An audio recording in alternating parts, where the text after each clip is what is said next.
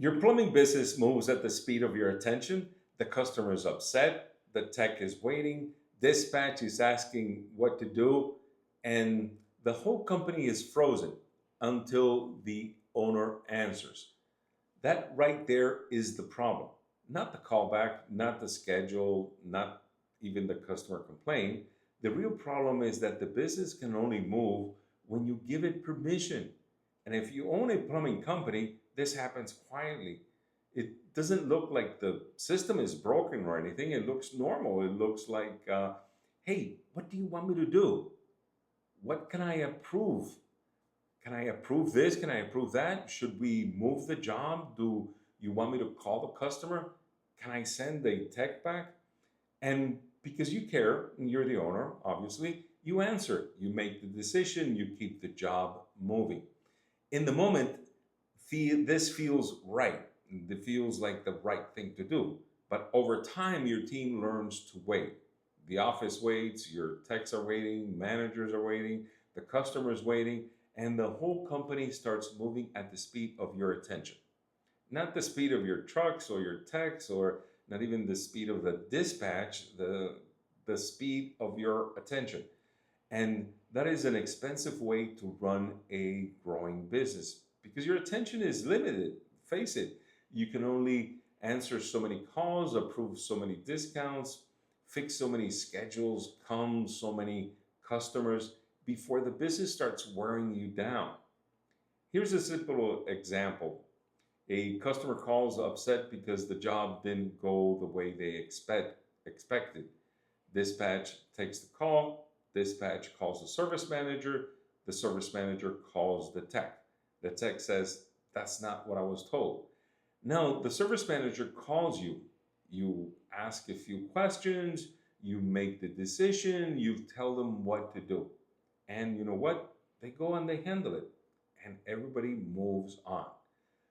But here's what really happened. The customer issue was not the only problem. The real problem was that nobody knew who had the authority to make the call. So the whole company paused until you decided.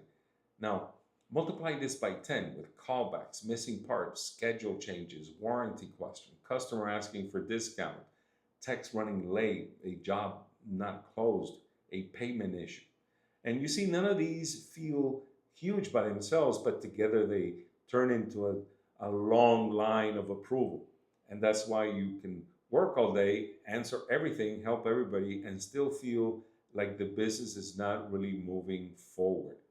Because your business is not asking you to lead, it's asking you to approve.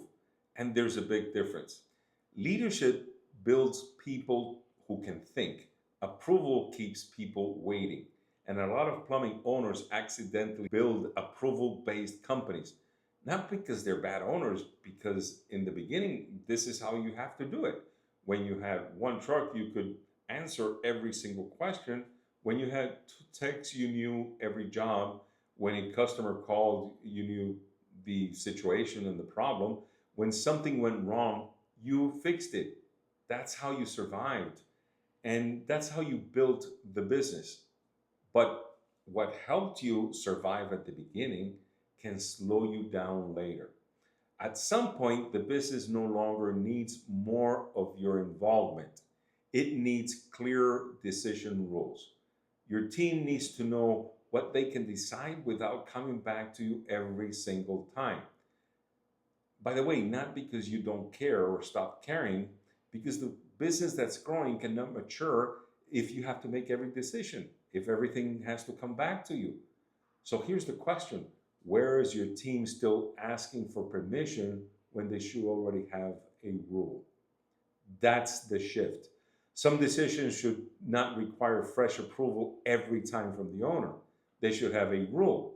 Instead of a dispatch asking, can I move this job? What you do is you create a rule.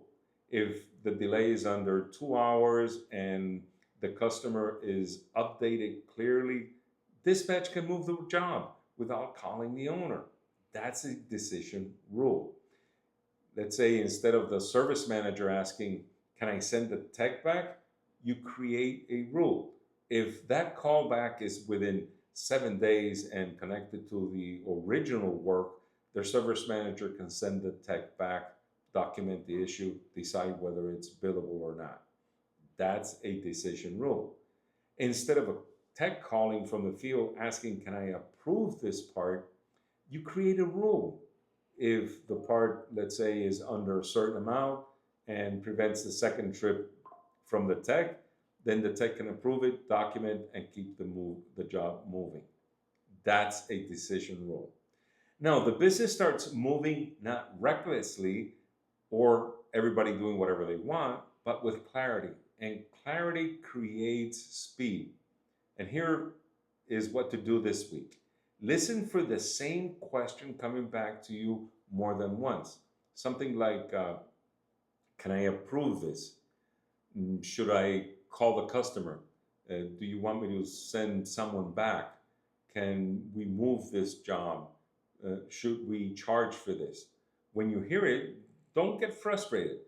Just write it down. That question is showing you where the business still depends on your brain. Then answer 4 things. First of all, what is the decision? And by the way, be specific, not customer complaints. That's too broad. Approving tech to return to a callback. More clear. Second, who is allowed to make it? Not the team, the role. The dispatcher, service manager, lead tech, office manager, whoever. Third, what are the boundaries? For example, the service manager can approve the return visit if it's within 7 days connected to the original job under a certain amount of cost. If it falls outside of those boundaries, then yeah, you can come back to you. Fourth, how do they report it? Very important. Maybe every Monday, the service manager reports how many callbacks happened, what caused them, which ones were billable, what needs to change so it doesn't happen again.